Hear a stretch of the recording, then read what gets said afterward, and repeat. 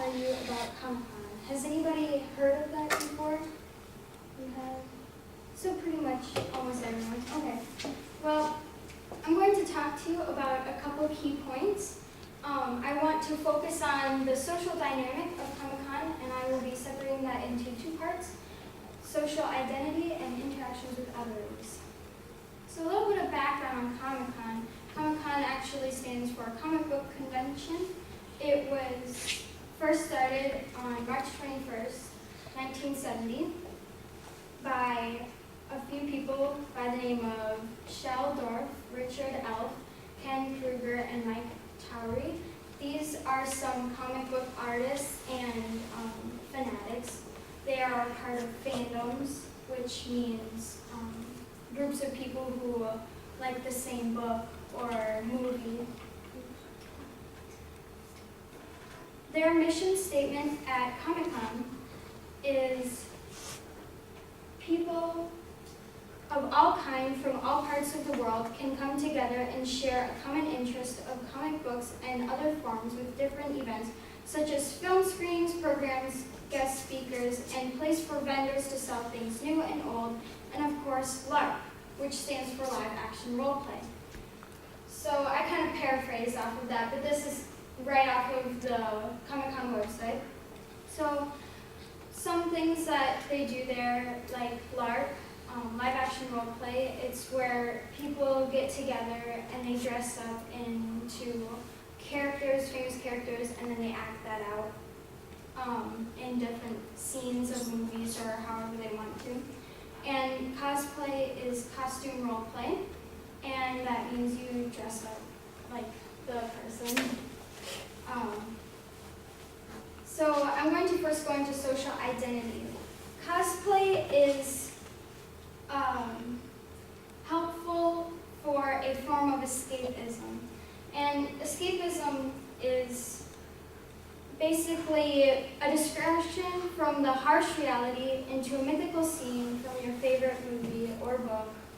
And this can help people cope, it can help people deal with a harsh reality, or it can help people in different situations to loosen up, have fun. This is kind of unintentional, but I'm going to use it as an example. Here I'm dressed up as someone else, and this kind of puts me in a different mood. It makes me happier, it makes me feel like I'm somebody I'm not, so that way I feel like I can present, and I'm not taking myself too seriously, and so I feel like it is easier to give a speech, kind of reduce anxiety, and I think that is helpful to me, and I feel that some other people in Comic-Con do that same thing as a chance to become somebody they're not and be with people in a different mood than what they normally would be, which is helpful for people with anxiety and big crowds. So reaching out and discovering yourself, it's like a reflection of your childhood, just like a child reaches out and exercises their imagination and different parts of creativity. And you can do that too. I don't see why it can't be extended into adulthood and why it has to be strictly childhood.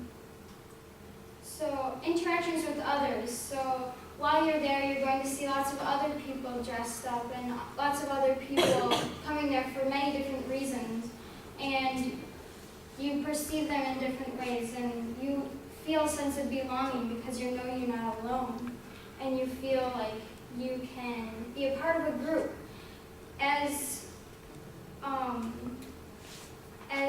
it is quoted in an article I read, a Jedi like my father before me, Social Identity and the New York Comic-Con, the author quotes, "For comic and other media conventions, behavior also has social and communal nature."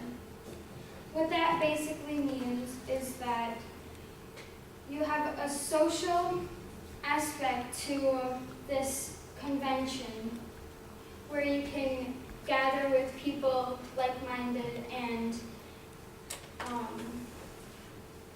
converse, and I'm trying to gather my thoughts, converse and explore different aspects of what it is that you're talking about.